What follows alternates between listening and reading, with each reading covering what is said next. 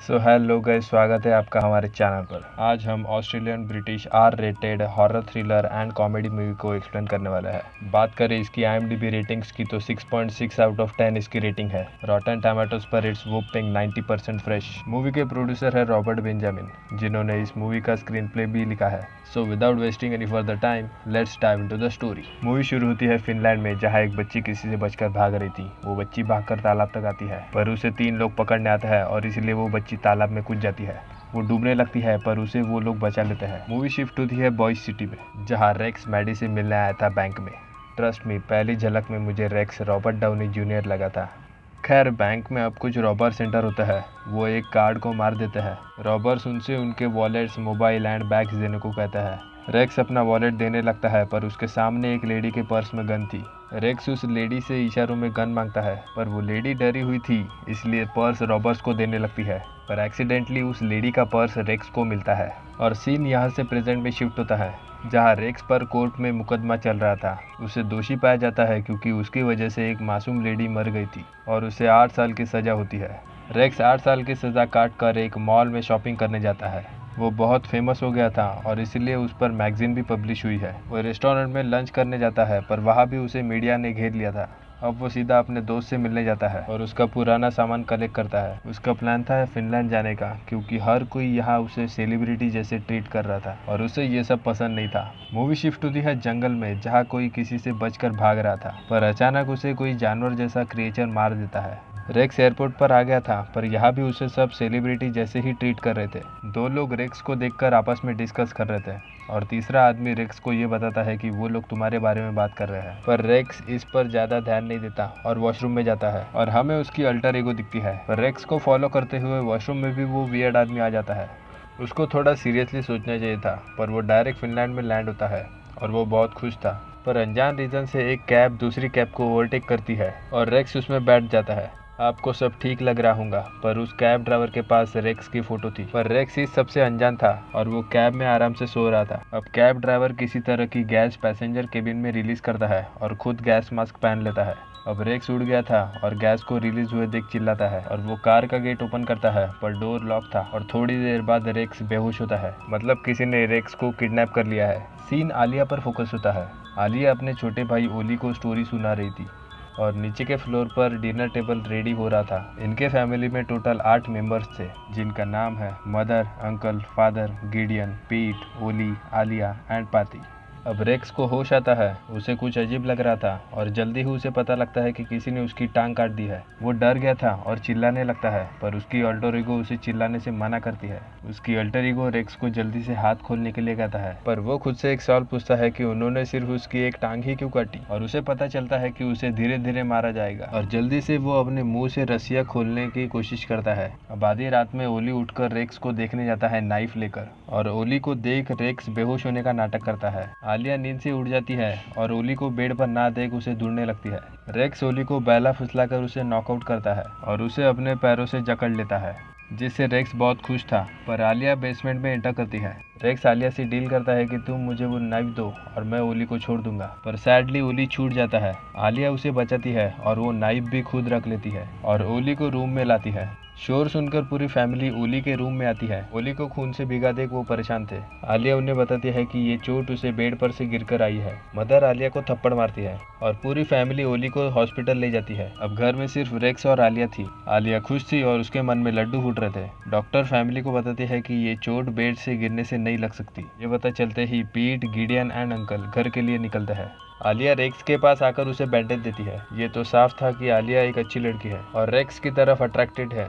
आलिया उसको पूछती है कि तुम नाइफ से क्या करने वाले थे। इस पर रेक्स अपना प्लान बताता है कि वो खुद को फ्री करके उसकी पूरी फैमिली को मार देगा। आलिया कहती है कि तुम नहीं कर पाओगे। मेरे भाई का नाम है पाती और वो एक म्यूटेंट है जिसका पेट भरने के लिए तुम्हें यहाँ लाया गया है। उसकी भूख कभी भी खत्म नहीं होती थी और एक दिन फैमिली ने पैती को ह्यूमन मीट फीड किया और तब से लेकर अब तक फैमिली लोगों को मारती गई और पैती को फीड करती गई। आलिया ने लगातार 4 साल से घर से भागने की कोशिश की, पर उसके फैमिली ने जैसे तैसे उसे ढूंढ लिया। मूवी के स्टार्टिंग की लड़की आलिया ही थी जो खुद के फैमिली से बचकर भाग रही थी। तब फैमिली ने एक सोल्यूशन निकाला। उन्होंने आलिया के लिए एक केज बनाई जहाँ उसे रखा जाता था और आलिया तब से एक ही सपना देख रही थी कि एक दिन कोई आएगा और इस हेल से उसे बचा ले जाएगा। मूवी का नाम यहाँ जस्टिफाई होता है। इस पर रेक्स कहता है कि मैं तुम्हें यहाँ से बचाऊंगा और तुम्हारी पूरी फैमिली को मार कर हम लोग यहाँ से भाग जाएंगे। आलिया को उस पर भरोसा नहीं था, पर वो नाइफ उसके पैर के पास रख देती है और रेक्स नाइफ अपने पैरों से हाथों में देने की कोशिश करता है। आलिया बताते हैं कि उसे फोर्सफुली इस सब में घसीटा गया। दरअसल उसे डॉक्टर बनना था, जो कि हमने देख भी लिया।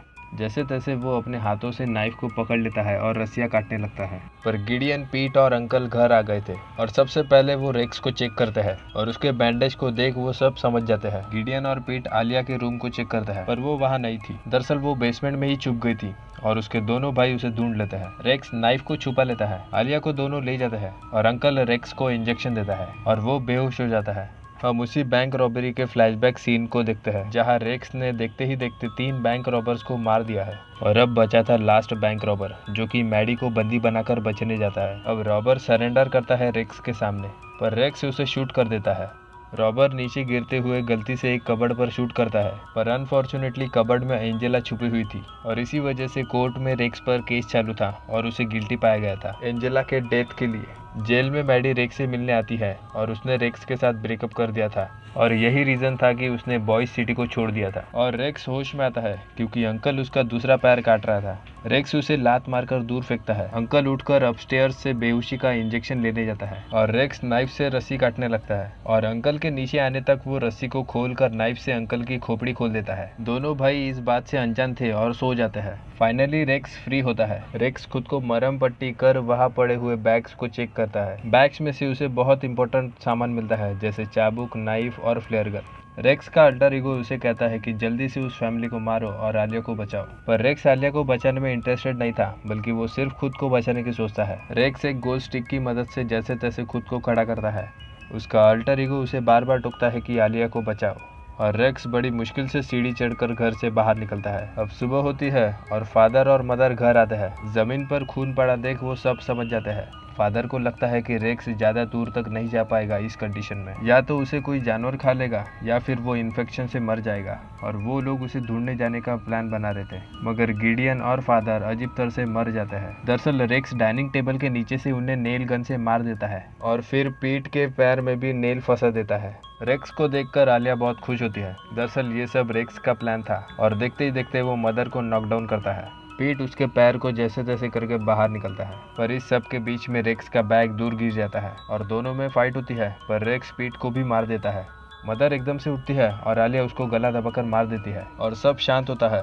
पर यह शांति ज़्यादा देर तक नहीं टिकती, क्योंकि आलिया का बड़ा भाई पैटी आ रहा था। पैटी एक ही मुक्के में रेक्स को दूर फेंक देता है। पैटी अपने मदर को मरा देख बहुत गुस्से में था। अब रेक्स उस पर फ्लेयर गन फायर करता है और पैटी उसको उठाकर दूर फेंक देता है। रेक्स फ्रिज का डोर पकड़ लेता है और फ्रिज का डोर ओपन होता है।